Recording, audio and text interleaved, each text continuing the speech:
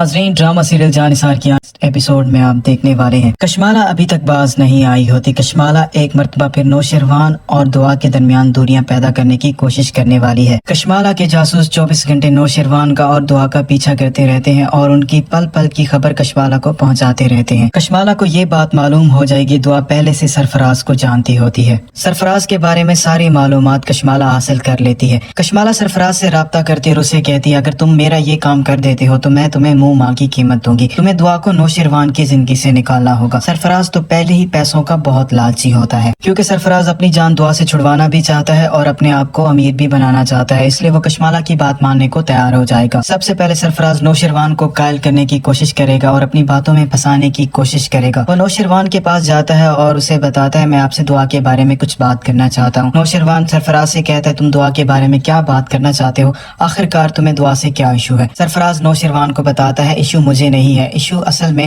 دعا کے ساتھ ہے۔ شاید دعا کو آپ میری سالی کی حیثیت سے جانتے ہیں، لیکن حقیقت اس سے کہیں زیادہ ہے۔ سرفراز نوشروان سے کہتا ہے، تم کیا بات کرنا چاہتے ہو؟ کھل کر کہو۔ سرفراز نوشروان سے کہتا ہے، دعا جس دن میری بارات تھی اس دن کسی لڑکے کے ساتھ گھر سے بھاگ گئی تھی۔ نوشروان جیسے ہی یہ بات سنتا ہے دعا کے بارے میں اسے بہت ہی زیادہ غصہ آتا ہے۔ نوشروان غضنوی سرفراز سے کہتا ہے، اپنی بکواس بند کرو، اگر آج تم یہاں دعا کے بہنوئی کی حیثیت سے نہ بیٹھے ہوتے تو میں تمہاری زبان کھینچ لیتا۔ سرفراز کسی نہ کسی طریقے سے اپنے آپ کو وہاں سے بچا لیتا ہے۔ سرفراز کشمالہ کے ساتھ پلاننگ کرتا ہے اور دعا کو جان بوجھ کر باہر ملنے کے لیے مجبور کرتا ہے۔ آخر کار دعا اپنی بہن کی وجہ سے مجبور ہو جاتی ہے اور سرفراز سے باہر ریسٹورنٹ میں ملنے کے لیے تیار ہو جاتی ہے۔ سرفراز کی اور دعا کی ملاقات کی تمام تصویریں بنا لی جاتی ہیں، دعا کو اس بات کا علم بھی نہیں ہوتا اور تمام تصویریں کشمالہ کو بھیج دی جاتی ہیں۔ کشمالہ وہی تصویریں نوشروان کو بھیج دیتی ہے اور اسے کہتی ہے، میں تم سے کہتی تھی دعا تمہارے لائق نہیں ہے، لیکن تم نے میری بات کا بالکل بھی یقین نہیں کیا۔ سائیں صاحب، آپ کے لیے بہتر یہی ہوگا دعا کو آپ وہاں چھوڑ کر آئیں جہاں سے آپ اس کو لے کر آئے تھے۔ نوشروان کشمالہ سے سوال کرتا ہے، تمہارے پاس یہ تصویریں کہاں سے آئیں؟ کشمالہ نوشروان کو جواب دیتی ہے،